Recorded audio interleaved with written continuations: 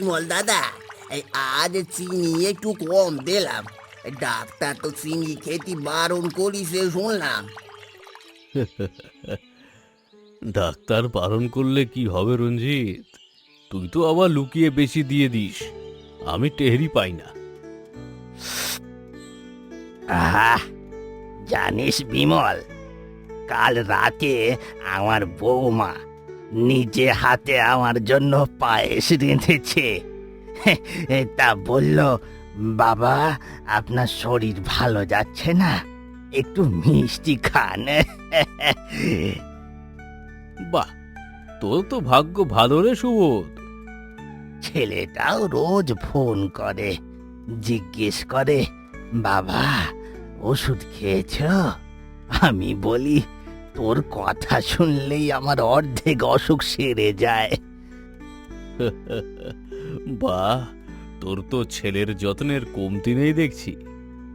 আর জানিস, ছেলে বলল এবার পুজোয় নতুন ধুতি কিনে দেবে, নিজেই পছন্দ করে কিনবে। বাহ, তোর ছেলে তো একদম রাজপুত্রের মতো যত্ন করছে তোর। তা তোর দুই ছেলে কেমন আছে রে? নিয়মিত খোঁজ নেয়? ভালোই আছে হয়তো, শহরের মানুষ, ব্যস্ততা তো থাকবেই। ব্যস্ততা থাকলেও একটু ফোন করলে ক্ষতি কি বলতো? আচ্ছা শোন, কাল রাতে নেপাল কাকার ছাগলটা কার বাড়ির উঠোনে ঢুকে সব ফুল গাছ সাফ করে দিয়েছে জানিস? বলিস কি রে, কার বাড়িতে? ওই যে হারান জ্যাঠার বাড়িতে। হারান জ্যাঠা তো সকালে উঠে চিৎকার করছে, আমার ডালিয়া গেল রে, ছাগল খেয়ে ঢেকুর তুলছে, আর জ্যাঠা কাঁদছে ফুলের শোকে। দাদা, এই গল্প শুনে সকালটাই ভালো হয়ে গেল কিন্তু। তারপর হারান জ্যাঠা কি করলো শেষে? কি আর করবে, ছাগলের মালিক নেপাল কাকাকে ডেকে এনে 1 ঘন্টা ধরে ফুল গাছের হিসেব দিলেন। শেষে নেপাল কাকা বলল, জ্যাঠা ফুল না হয় আবার লাগিয়ে দেব, ছাগলটাকে অন্তত মাফ করে দিন। এই না হলে আমাদের গ্রাম, রোজ নতুন নতুন নাটক। আচ্ছা রঞ্জিত, আজ থাক, বাজারটা সেরে ফেলি, রমা সকাল থেকে তাড়া দিচ্ছে। যা যা, নইলে আজ তোর কপালে দুপুরে ভাত জুটবে না।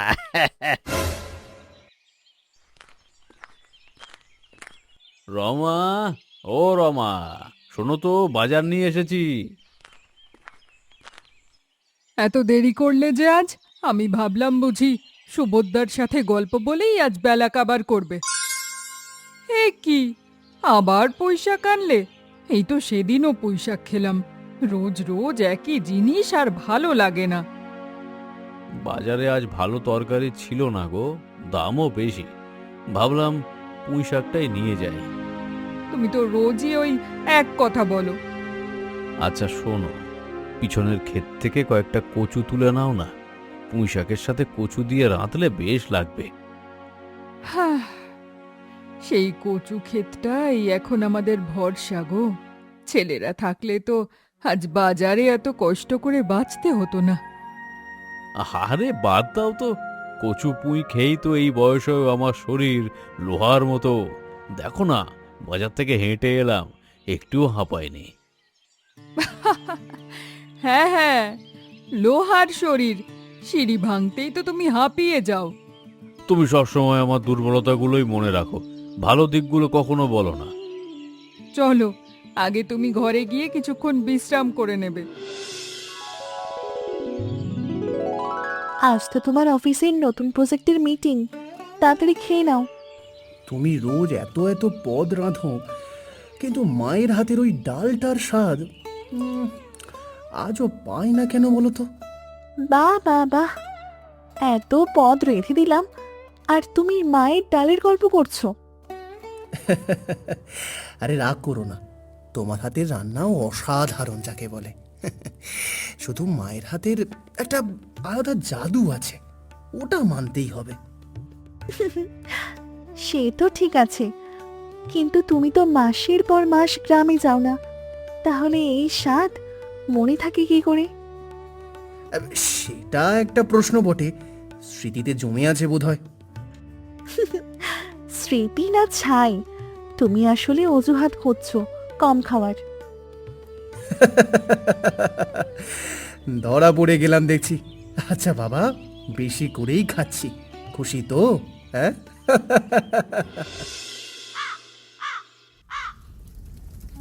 আজ ছুটি বলে হাঁসের মাংসটা একটু ভালো করে কষালাম। তুমি একটু রুটি বেলতে সাহায্য করো তো। আজ সারাদিন ছুটি, কোথাও ঘুরতে যাবে নাকি? না বাবা, আজ শুধু খাওয়া দাওয়া করে আরাম করব। সপ্তাহ ভর তো অফিস করে হাড় ভাঙা খাটুনি যায়। হাঁসের মাংসের গন্ধেই তো আমার আলসেমি এসে গেছে।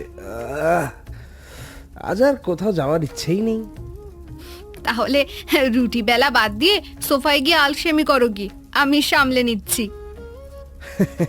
না না, আজ পুরো রাঁধুনি হয়েই থাকবো, তোমাকে একা কষ্ট পেতে দেব না। ওই মানচিত্রটাকে সেঁকে ফেলি, নইলে কাঁচা মানচিত্র নিয়ে ভূগোল ক্লাস চালানো যাবে না। ঠিক আছে ম্যাডাম, আজকের ভূগোল ক্লাস তাহলে হাঁসের মাংসের ঝোল দিয়ে শেষ করি। হ্যাঁ,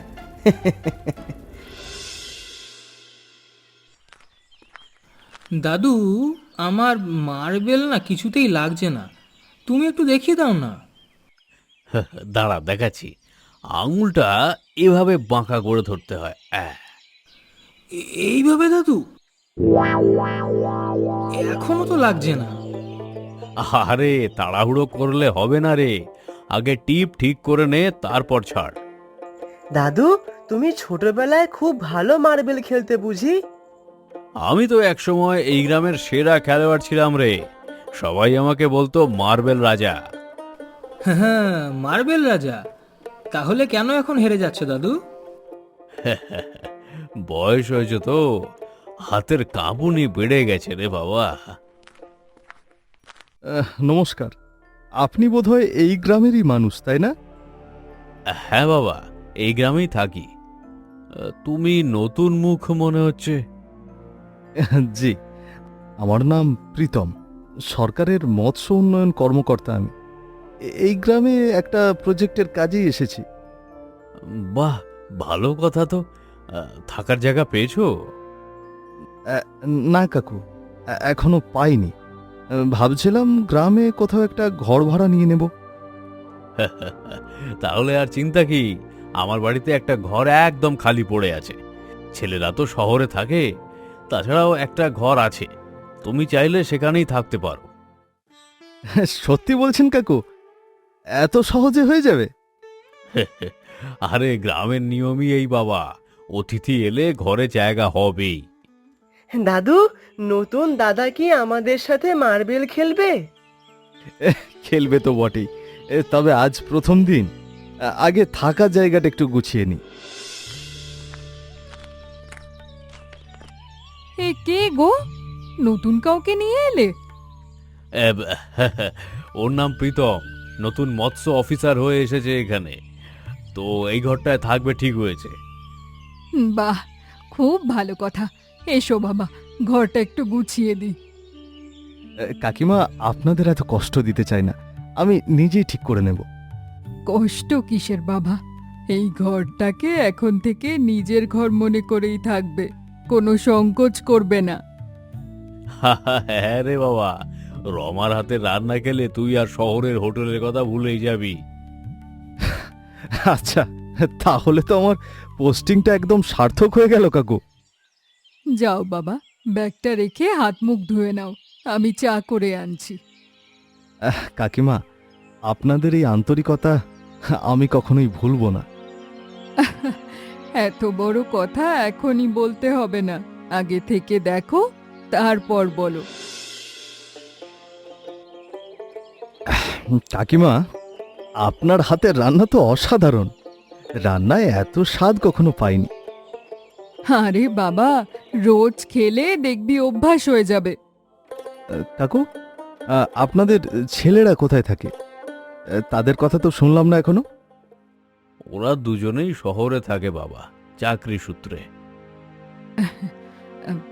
হ্যাঁ, খুব ব্যস্ত থাকে ওরা, তাই বাড়িতে আসাটা কমই হয়। আপনি তো শুনেছি স্কুলে শিক্ষকতা করতেন কাকু। হ্যাঁ বাবা, 40 বছর ছাত্র পড়িয়েছি, এখন অবসর নিয়েছি। পেনশনের টাকাতেই সংসার চলে যায় ভালোভাবে। বাহ, দারুণ তো। আপনার ছাত্ররা নিশ্চয়ই এখন আপনাকে মনে রেখেছে। হ্যাঁ বাবা, বাজারে গেলে এখনো অনেকে পায়ে হাত দিয়ে প্রণাম করে। এই একটা জিনিসেই মনটা ভরে যায়। আচ্ছা, বাদ দাও এসব কথা। বলতো বাবা, মাছের ঝোলটা কেমন হয়েছে? অসাধারণ কাকিমা, একদম মুখে লেগে থাকার মতো। মন চাইছে এই খাবারগুলো খাওয়ার জন্য সারা জীবন এখানে থেকে যাই।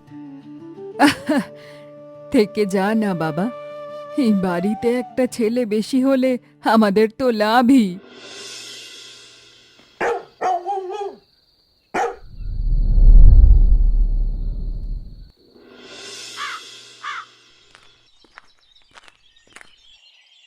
স্যার, আপনার নামে একটা চিঠি এসেছে। এ তো কমল মামার হাতের লেখা। হঠাৎ চিঠি কেন পাঠালেন মামা? বৌদি, বিপিন বাবুর নামে চিঠি এসেছে, এই নিন। কমল মামা হঠাৎ চিঠি পাঠালেন, ব্যাপারটা কি?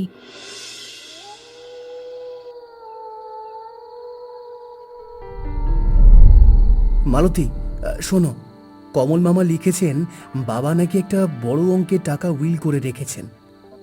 ও মা, সে কি? কই, আগে তো কখনো শুনিনি বাবার এত সম্পত্তি আছে। মামা লিখেছেন দুই ছেলের মধ্যে যে বাবা মাকে বেশি ভালোবাসে সব সম্পত্তি তাকেই দিয়ে যাবেন। মামা কেন এই খাবারটা তোমাকে দিলেন? মামা তো আমাকে ছোটবেলা থেকেই একটু বেশি ভালোবাসেন, তাই আগে ভাগে জানিয়ে দিলেন। তাহলে দেরি করে লাভ নেই, কালকেই আমাদের গ্রামে যাওয়া উচিত। হ্যাঁ, কালই যাব। বাবা মায়ের মন জয় করতে হবে ভালো করে। তাহলে চলো, মেনু ঠিক করি, কি কি নিয়ে যাওয়া দরকার। মাছ, মাংস, ভালো মিষ্টি, আর মায়ের জন্য একটা শাড়ি। হ্যাঁ, আর বাবার জন্য একটা পাঞ্জাবি। দেখবে বাবা খুব খুশি হবে। বিপিন, মামা লিখেছেন বাবা মা যাকে বেশি ভালোবাসেন তাকেই নাকি সব সম্পত্তি দিয়ে যাবেন। তাই নাকি? মামা তো আমাকেও আগে থেকেই খুব ভালোবাসতেন, তাই বোধহয় আমাকে জানিয়ে দিলেন। তাহলে দেরি না করে কালই গ্রামে যাওয়া দরকার।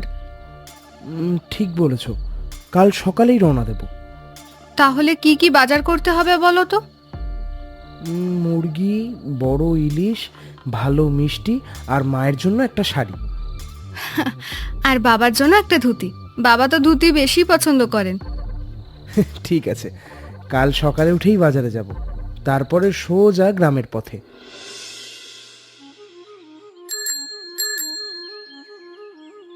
আরে বিনয় না, এতদিন পরে গ্রামে, তার সাথে এত বাজার কিসের?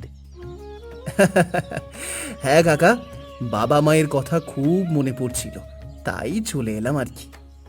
কাকা, বাবা মা কেমন আছেন বলুন তো? ভালোই আছেন, তবে একা একাই থাকেন বেশিরভাগ সময়টা। কাকা, দেখুন না কত কিছু নিয়ে যাচ্ছি বাবা মায়ের জন্য। এত বাজার নিয়ে যাচ্ছ, বাড়িতে কি কোনো অনুষ্ঠান আছে নাকি? না কাকা, তেমন কিছু না, এমনি মন চাইলো অনেকদিন পর ভালো মন্দ কিছু নিয়েই যায়। বেশ বেশ, বাবা মা তো খুশি হবেন। আচ্ছা কাকা, আমরা তাহলে এগোই। হ্যাঁ, আমরা তাহলে এগোই।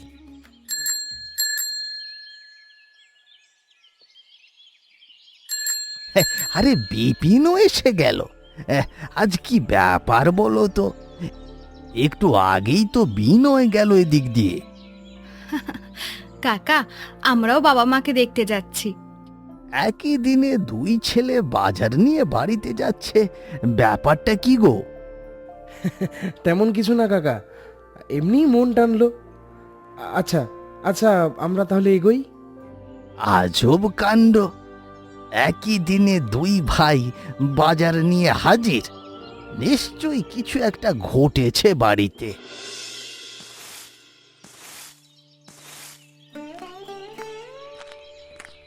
হে কি, তোরা দুজনে একসাথে?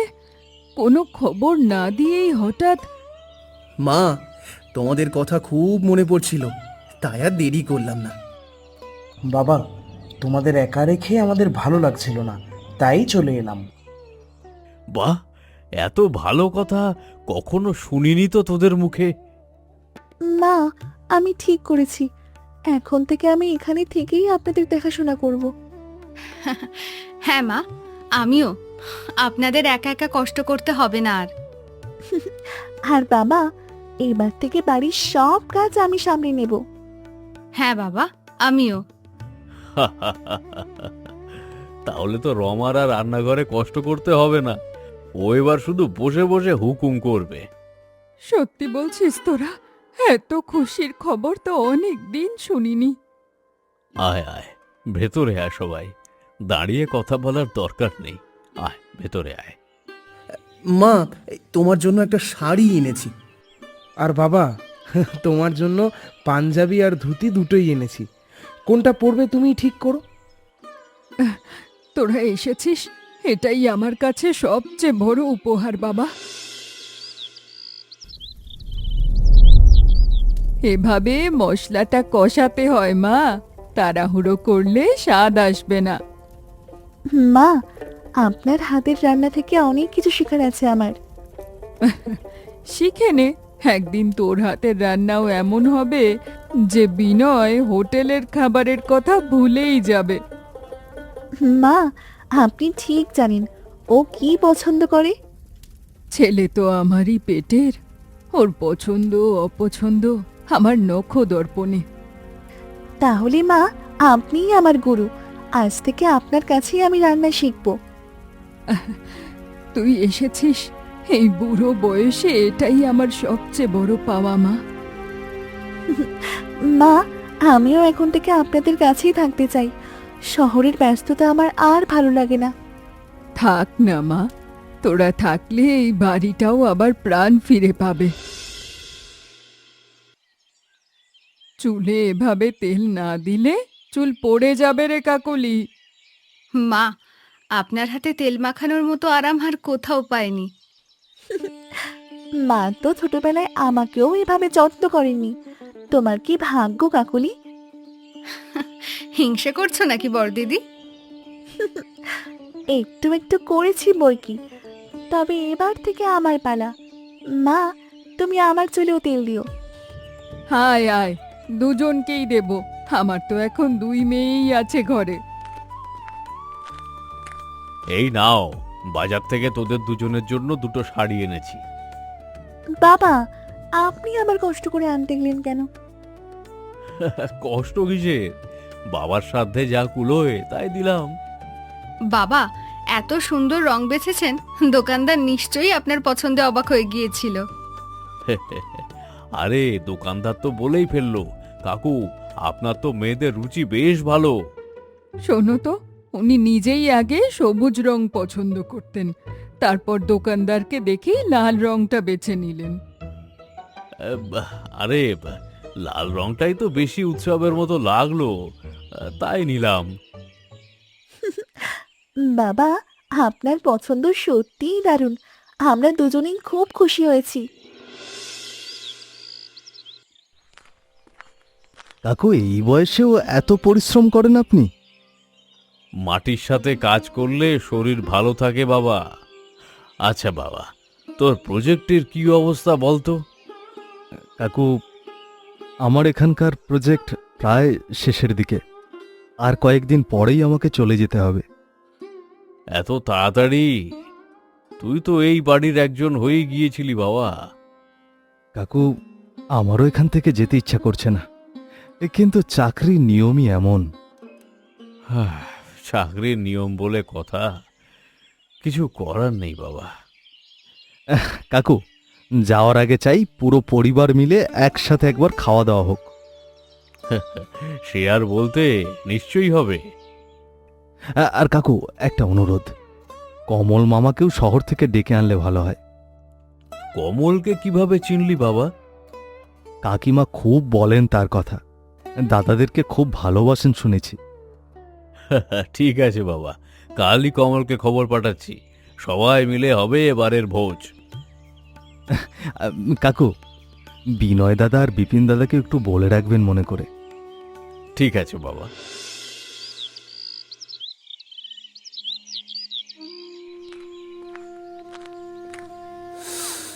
আহ, এই গন্ধটা চিনি আমি, মায়ের হাতে রান্নার গন্ধ। সেই ছোটবেলার মতন লাগছে দাদা। স্কুল থেকে ফিরে এই গন্ধ পেলেই মনে হতো আজ নিশ্চয়ই ভালো কিছু হয়েছে। মনে আছে, তুই তো গন্ধ শোকেই বলে দিতিস কি রান্না হয়েছে, হ্যাঁ? আজও বলে দিতে পারি, মনে হচ্ছে ইলিশ মাছ রান্না হচ্ছে। চল ভেতরে যাই, বেশিক্ষণ এই গন্ধ সহ্য করা যাচ্ছে না, খিদে পেয়ে গেছে একেবারে।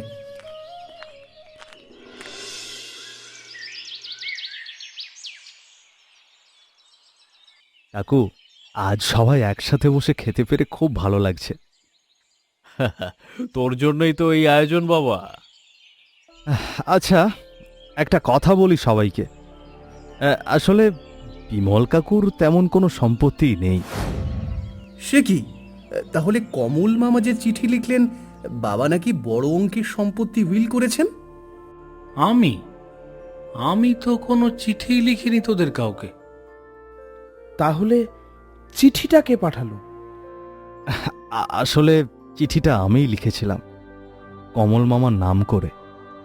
কি বলছিস বাবা? কিছুই তো মাথায় ঢুকছে না।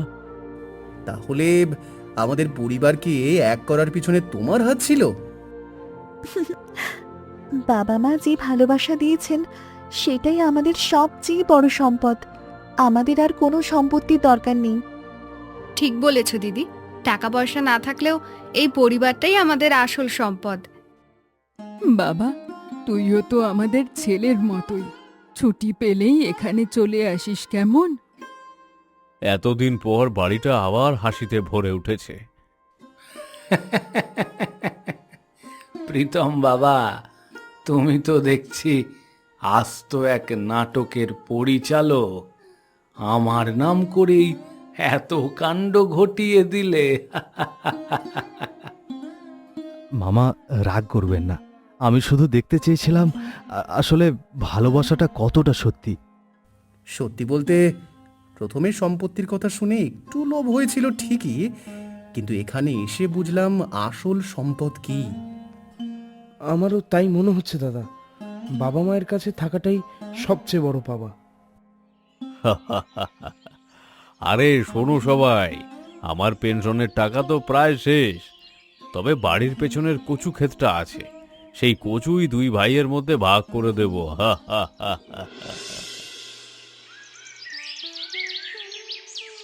এই নে বাবা, পথে খিদে পেলে খেয়ে নিস। কাকিমা, এত মায়া না দেখালেও পারতেন, এখন যেতে ইচ্ছা করছে না। ছুটি পেলেই কিন্তু চলে আসবি, অপেক্ষায় থাকবো। আর মনে রাখিস বাবা, এই বাড়ির দরজা তোর জন্য সব সময় খোলা, যখন খুশি চলে আসিস। নিশ্চয়ই কাকু, খুব তাড়াতাড়ি আবার ফিরে আসব, কথা দিয়ে যাচ্ছি। আর শোন, এবার থেকে আমরাও ঠিক করেছি প্রতি মাসে অন্তত একবার গ্রামে আসবো। তাহলে দাদা, এবার আমি আসি। যা বাবা, সাবধানে যাস। বলো তো বন্ধুরা, প্রীতম বিনয় ও বিপিনের কাছে কার নামে চিঠি পাঠিয়েছিল?